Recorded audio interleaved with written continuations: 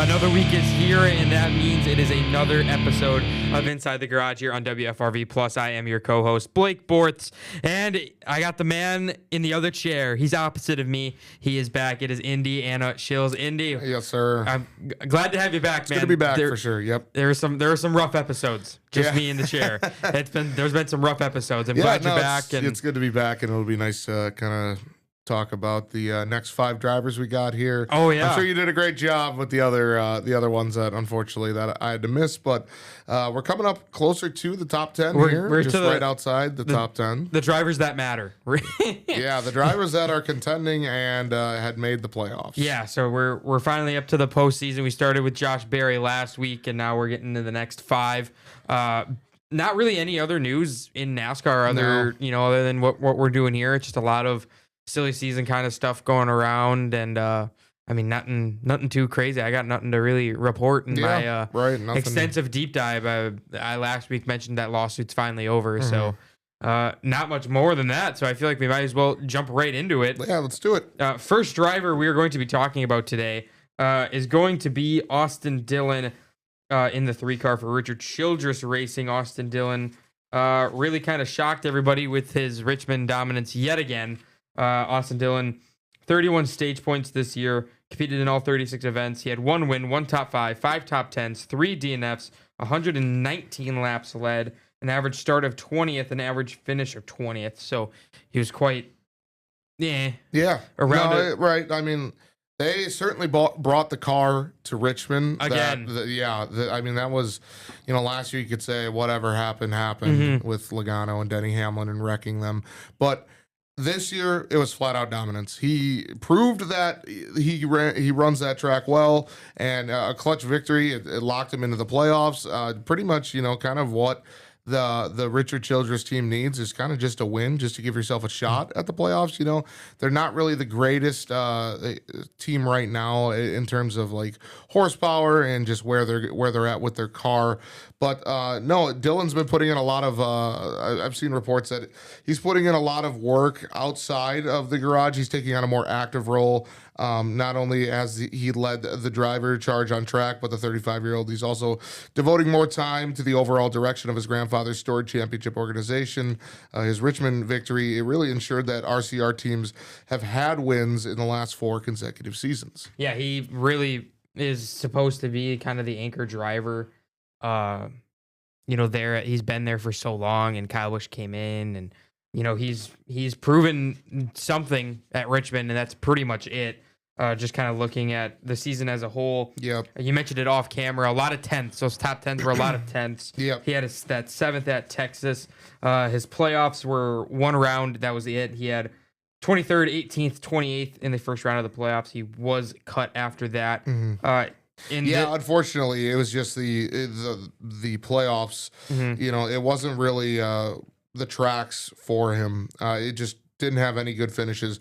Beat Josh Berry, but it was really hard not to beat Josh Berry when Josh Berry DNFs in every single playoff race. Literally last episode, I think I just went and said it was the worst possible round of playoffs in this era that a driver could have, finishing second to last in all 3 races. Yeah, Dillon finished 23rd or worse in 2 of the 3 races and being eliminated from title contention early. His best finish in that final 10 race run was 13th at New Hampshire. Yep. He would beat Josh Berry and then finish 15th in the points. You have to look at there were some technical changes at RCR this offseason. So we'll have to see what happens there. RCR, they announced changes to both its technical and leadership teams. We'll have to see if that's for the better or for the worse heading into 2026. Yeah, so definitely going to be interesting to see what happens to this 3 car. I'll just kind of give a little bit of a rough thing here that we've got here. I mean, Richmond, like I said, all of his laps came there at Richmond. Comparison for Austin Dillon from this past year to 2024. His average finish did go up. His average... a lot of it's pretty much identical. Average finish was up 2 points from a 22nd to a 20th. Average start was a little less. Mostly nearly doubled his laps led this year. Top 10s, top 5s, all the same. Yeah, all the same. So pretty much a back marker kind of guy. The three car in Indy's dream world of a point standings that is at a full season, he would have finished 27. Yeah, and his average finish was 20.8 at his best mark in the category since 2022. So maybe a little bit of a resurgence, but still not really where exactly you want to be. But RCR in itself is not really where you want it to be. So maybe those technical changes will help the team next year. But for now, kind of just a fringe playoff driver who, sometimes he makes it, sometimes he doesn't. I mean, he's shown that the last couple of years. He wants Richmond. Yes. Richmond, they certainly bring the car. I will say he's very, very talented at Richmond. And like we said earlier, he shows that, there's really no way that anyone was taking that race from him. No. So Austin Dillon, the 2026 outlook, the goal I would imagine for this three car is, I mean, as everyone is, to get in. Realistic, though, it's got to come with the organization as a whole. We talked about Kyle Busch, earlier in our offseason recap. The 8 car really struggled. Kyle's got to recapture himself as a driver. Austin has turned into just he's going to give you a 25th. Might go win Daytona. He's obviously has a good shot at Richmond.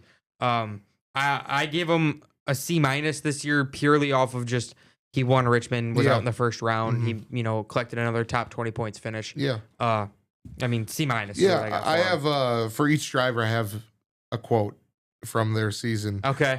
So this one is from Austin Dillon on his team's typical season uptick towards the end of the regular season. And he said, "It's funny. I think we come out swinging. We kind of take a dip and then we come back. I think Richard Childress has to yell at us at the right time, I guess, and then we get going again. I don't know why that is. I'd really love to figure that out, solve it, but at least we're finding speed at the right time because I think that's key in the sport now and in every sport. So awesome. I think my total grade would probably be a C+. Okay. He made the playoffs great. He looked dominant at Richmond. Now, like we said, those top 10s, I think, what we say, 5 of them? Yep. They were mostly 10th. It was 3 10s. I think a 7th at New Hampshire, I said, or not New Hampshire, Texas, yes. And then the win at Richmond. So you'd like to see him do a little better, especially in the 3 car. But where Richard Childress is right now, they're not one of the teams you think of that dominates NASCAR like they used to. So we'll see what next season has in store for Austin Dillon with the new technical changes from their departments, and C+ is my final grade for him. All right, that transitioned us to 14th in the final points. That would be the driver of the number 2 Penske Racing guy, my boys, Austin Cindric. You don't want to see him down here this low. I know probably a little stinger for you, but definitely a little disappointing from Austin Cindric this year. Austin Cindric, 151 stage points this year, competed in all 36 events. 1 win, 2 top 5s, 5 top 10s, 4 DNFs, 325 laps led. As I flip through the pages here, I'll give you a little stats now. Cindric had the 9th best average start position in 2025, 13.3, but had the series worst drop off in average finish, which was more than 7 positions lower where he started in 20.9. Yeah. So, like we said, just kind of he's able to qualify well, but in traffic, it seems like he's been struggling, and we'll have to see what happens. I mean, 4 years in, and the round of 12 has become the ceiling for Austin Cindric. Yep, out again at the round of 12. He has the equipment and teammates around him to become a multi-time winner in the season cup or at the Cup Series level. But he's been the lone Penske driver, not to really be in the title mix in the next gen era. That can definitely change next year. A second, just a little breakout could happen. I mean, he's 27. I think I have it up here. This was his age 26 season. Okay, so he'll be 27 next year. Still a young driver. Doesn't look like it, but he definitely still has a chance to prove everybody that he still belongs in that number 2 ride. Season started out good started second in the 500, finished 8th. He led 47 laps at Atlanta. He got collected in an accident, finished 28th. 6th at Las Vegas, 11th at Darlington, 17th at Bristol. I mean, that's whatever. But then he got the win at Talladega. He's very consistent on the super speedways. Yep. After that, a best finish of 11th at Kansas. Then he had to wait until Pocono for a 10th. Yeah, really, really rough stretch for Cindric at the end of the season. And then from a span of Atlanta, the last Atlanta race, all the way to Watkins Glen, he did not collect a top 10. Best finish was 12th. Yep. 5th at Richmond. got into the playoffs, squeaked through the first round, of course, with a 12th, 19th, 30th. But then it all went away in the round of 12. Yeah, I mean, just at the end of the season, I don't know if you just kind of, throw your hands up and you're like, well, our season's over. But finish 30th or worse in 4 of the last 6 races in the season. Yeah, the last 5 races, a 36th at the Roval, 11th at Vegas, 34th at Talladega, 15th at Martinsville, and then at Phoenix, he started 4th, finished 34th, 18 laps down. Yeah. That's not what you want to see from this driver. Comparison year to year here for the 2-car. His average finish was worse this year than last year. Obviously, as you mentioned it earlier, his average start increased this year by 2 positions. Top 10s went down. Top 5s went down. Still had a win in each of it. I mean, Austin Cindric, you mentioned it. It's tough. Tough to see him not living up to that potential that he had in the Xfinity Series. I give him a D, just purely off of he did it again. Got a win, got a super speedway. He won at Gateway last year, but got a win. Round of 12, mediocre, out. Yeah, he's the worst performing Penske driver right now, and he needs to turn it around. I think he needs to get a multiple win season in 26 could change the narrative. I've seen the bust label on him already. Yeah, I don't want to put it on him, but what do you got? Well, here's a fun quote. Cindric, after staying in the round of 16 finale at Bristol despite a pit road fire, you remember that? Yep. He said, I was going to wait till I saw a color other than smoky gray. I don't think the stress was there. I think everyone was pretty well prepared with the transfer of information once I got back out on the track, and with the scuffed right front tire, old as the H word, left side tires, and old right rear tire. I got a handle of the car and got all the fire extinguisher stuff burned off the tires and dripping everywhere, and was able to finish the race. Hectic, and I'm sure it was crazy for a little while on paper. I give Cindric a C minus. He did make the playoffs, so you got to give him, a little bit of the benefit of the doubt. But it was at Talladega, super speedway. It's kind of a crapshoot at those super speedways, anyways. Penske's always done really well at super speedways, but yeah, you certainly want to see at least a multi-win season from somebody in that number 2 car that Penske considered the top 4 team. You would expect at least multiple wins from each of their drivers. Unfortunately, just they haven't really shown out this year too well, except for Ryan Blaney. So C minus is probably the grade I give Austin Cindric. Perfect. We're going to take our first commercial break. When we come back, the first Hendrick Motorsports driver we're going to talk about comes up next, as well as the Aussie. Shane Van Gisbergen. We're going to take our first commercial break, guys. We'll be right back.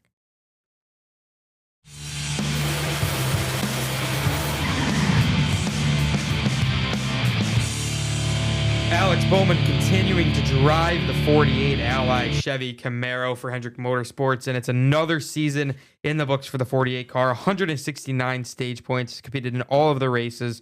No wins this year, 6 top 5s, 16 top 10s, 4 DNFs. He led 165 laps in the 48 car as I flip through here.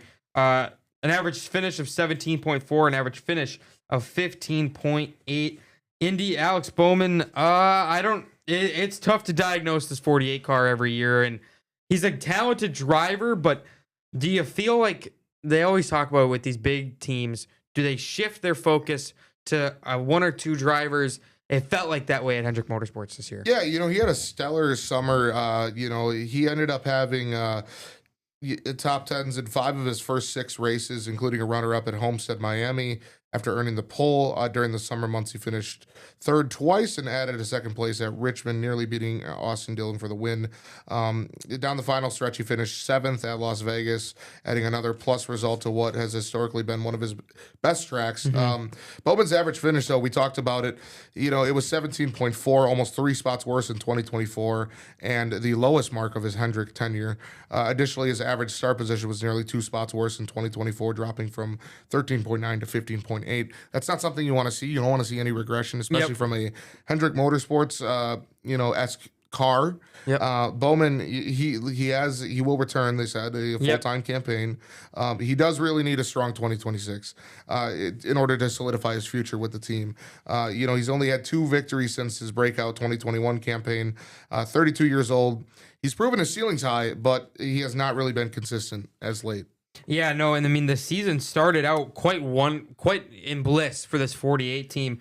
Back-to-back 9th at Coda. He finished 6th in the 500, back-to-back 7ths at Phoenix and Vegas. Started on the pole at Homestead, finished 2nd there, 7th at Talladega. He had a 5th at Kansas, then bad stretch, but then he had a 4th in Mexico City. You know, for a while, he was running really well. He was 9th in the full season points before we got to the playoffs. And then we got there. You mentioned the second. He had that good summer stretch, the second at Richmond. And then we got to the playoffs. He was outside the top 25 in the first two round of 16 events. They put him behind the 8 ball. But he got it. He it was supposed to be, the year. He was hot. That was the hottest driver. Daytona. It's between him or Bell. Both of them started really, really outstanding, and it just you couldn't find the consistency with him. So and the average finish for the last 5 races is in the 20s. Yeah, I mean, one top 10 in the final 7 of the campaign. So not what you want to see out of the 48 camp at all. And you mentioned the last year to this year, 1 less top 10, 2 less top 5s. He led more laps this year than last year. But there's the average finish. The decrease from a 14th to a 17th is tremendous. It's quite remarkable. It might only seem like a couple spots, but for a Hendrick Motorsports car, you don't want to be anywhere near the low teens. I guess the high teens. Yeah, technically. But still, I mean, he's continuously. The rumors continue to swirl. Right, and I'm sure that doesn't help him either. It's probably puts a lot on his mind. He's got to deal with all the outside noise, but that's just something you have to deal with being a Hendrick Motorsports driver. The big thing that's probably helping his cause is the Hendrick pipeline is 1 to 2 seasons away still from getting a ride up in the Cup Series. Hendrick they'll go get the big free agents, but there hasn't been anyone to go fill that's the same caliber of Alex Bowman to go in those cars. There's nobody to really replace him with. I mean, they had Zilich. Zilich is with Trackhouse, so Hendrick didn't get, wasn't on that. Right now it's Corey Day and Rajah Caruth. Sammy Smith is in there, is kind of as well, but I mean they're not Alex Bowman level. Corey Day is the one that would probably come up, and unfortunately it would be Bowman that loses that. I don't know. He's got to win next year. Yeah. He's multiple wins. He's got to go at least to the round of 12. He's got to increase that average finish. Yeah. So sure. I give him a C+. I give him a C. I just think, it's just kind of a mess season. No wins, 6 top 5s, 16 top 10s. It's just, you expect a little more out of a Hendrick driver. You really do. And that takes us to another Chevy driver. It is Shane Van Gisbergen, the Rookie of the Year winner. His first full season here in the NASCAR Cup Series. 76 stage points. He competed in all the events, 5 wins, 5 top 5s, 7 top 10s, 4 DNFs. He led 312 laps this year. I didn't include his comparison because it's his first full-time season. Sunoco Rookie of the Year? Yeah, he won the Rookie of the Year in the 88 car. I mean, he's turned road courses into a monopoly. You won 5 or 6 of them. What else can you say? Not much. There's really not much for us to discuss about here. The only road course he didn't win was at COTA. He finished 6th there, still led 23 laps. Wins at Mexico City, Chicago, Sonoma, Watkins Glen, and the Roval. He started to figure things out on the ovals at the end of the year. A 21 average start, 21 average finish. In a first round exit, his postseason. I mean, I feel like a lot of people figured he stockpiled everything. This is what the SVG model was: win all the road courses, max out your points, and at least get through the round of 16, win at the Roval, and then you're in the round of 8. And you just got to hope you have good runs, maybe could pull out a win, but it didn't happen. I mean, it was a 32nd, 25th, 26th. Pretty exciting stuff heading into next season as well. The significant shift in car number changes. Zilich is going to be in the 88 next year. Van Gisbergen, he's going to drive the 97 using a number that carries a special meaning and tradition for his family, and one that he campaigned faithfully in his rise to supercar stardom down in Australia. So it'll be interesting to see what kind of season he can pull out. He is the first driver to hit the 5 win mark in just his 38th Cup Series start since fellow road course ace Dan Gurney reached the plateau in just 13 starts back in 1968. That's a good stat. I love that stat right there. That's awesome. So SVG's best oval finish was a 10th that he had at Kansas. He's got to figure those out before he can really do anything. I mean, even with the wins after he got out of Sonoma, and then full season points, 26th. Yeah. I feel like a lot of the questions was with the format still is, okay, he won. He won all these road courses. Should he be in there? But that was the big topic. I give him an A-. You come in, you do what you say you're going to do. 5 out of 6 on the road courses. The improvement for next year is if you're in the playoffs again and he wins probably, advance a round. Yeah, right. I mean, I think right now the expectation is he'll make the playoffs. He's doing exactly what he should be. I give him an A. I think he was rookie of the year. I mean, there wasn't much competition, but he unfortunately we know that he was coming into NASCAR to win road courses. He won 5 of 6 of them and got himself into the playoffs. Now he's not a championship contender. We all know that, but he's at least putting Trackhouse in the playoffs consistently. Yep. I mean, I wouldn't say consistently. It's his rookie year, but you got to expect that he's going to win road courses next year and for the foreseeable future. So oh goodness, excuse me. So we're going to take our final commercial break. When we come back, the breakout season that was Bubba Wallace's, has he taken the reins at 23XI as their premier driver? We'll have all that and more when we come back from this commercial break. Stay with us, guys.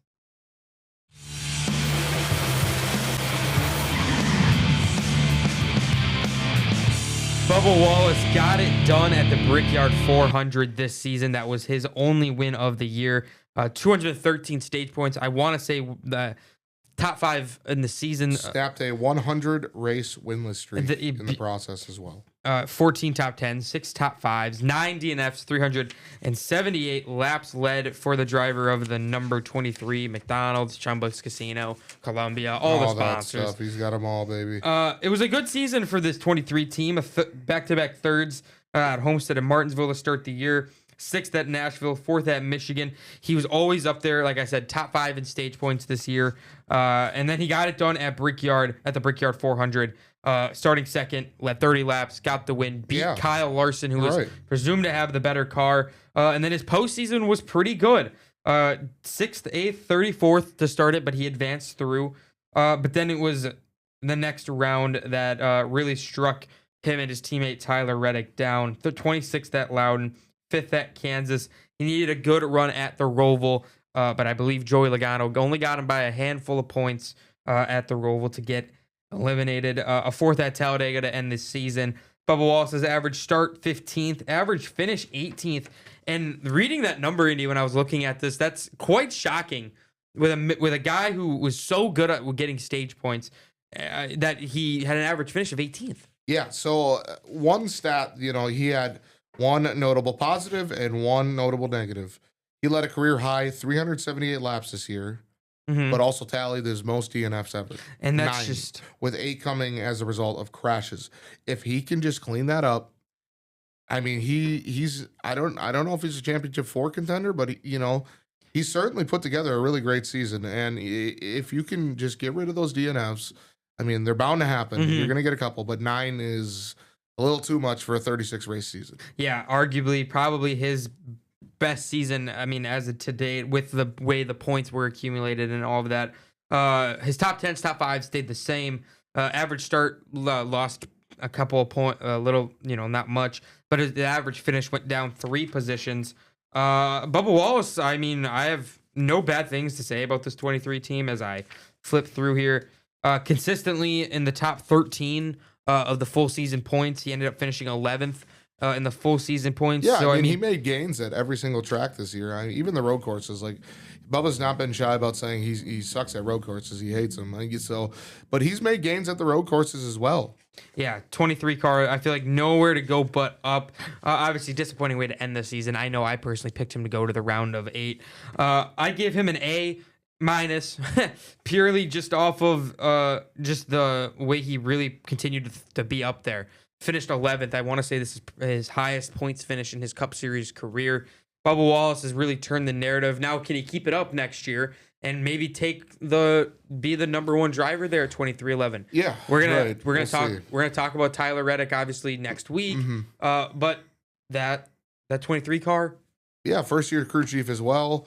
I mean, really, the only way you can go is up. I mean, everything looks great. Just got to clean up the DNFs. I'm going to give Bubba a B plus. Strictly, the DNFs are the thing that really brings him out of the A tier for me.